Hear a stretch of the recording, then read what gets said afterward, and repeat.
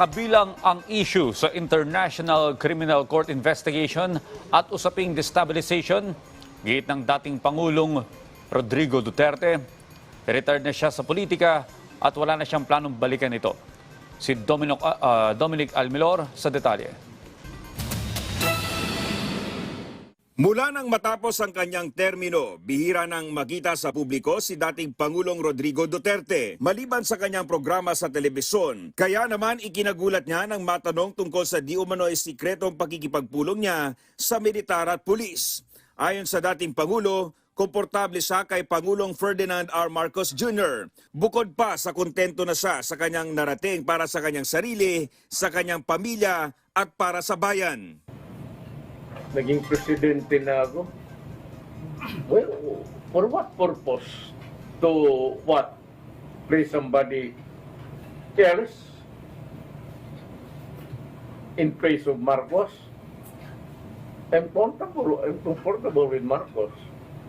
Why should I replace him?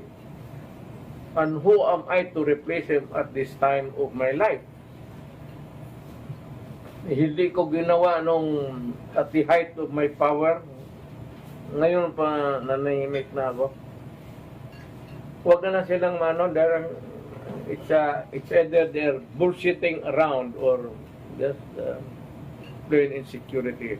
Iginiit ng dating Pangulo na hindi na siya aktibo sa politika at ayaw na niyang makialam kahit pa sa mga isyong may kinalaman sa political partnership ni na Pangulong Marcos at Vice President Sara Duterte. Binigyang diin ni Duterte na retired na siya sa politika at wala na siyang planong balikan ito kahit pa sa midterm elections. Wala na ako. Hindi ko na kaya. Ako, I can only answer for myself. Alam mo, Carol, basi ginusto ko man. Hindi na kaya ng katawan ko.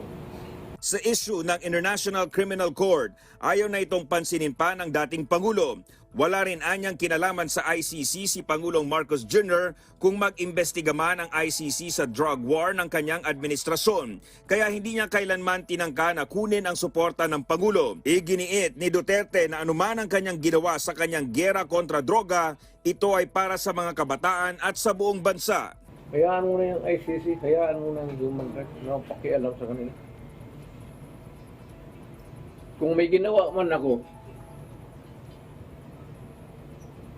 kung tingin ng iba tama, kung tingin ng iba mali, wala akong pakialam. Basta ginawa ko para sa bayan ko, para sa mga anak ko. Samantala, plano ni dating Pangulong Duterte na makausap ng personal si Pangulong Marcos Jr. tungkol sa issue ng SMNI o Sunshine Media Network International kung saan konektado ang kanyang kaibigan na si Pastor Apollo Quiboloy.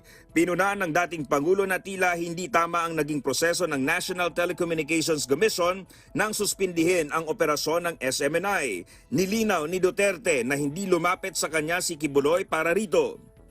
Kasi nadali yung aking gikan sa masa. Isali ko na lang yung akin because yun ang importante sa akin. I do not want to confront the President, but rather I'd like to talk to him indirectly kung bakit ganon. Ako, as far as I am concerned, I have not crucified him, not even criticized him severely. Dominic Almilor para sa Bayan.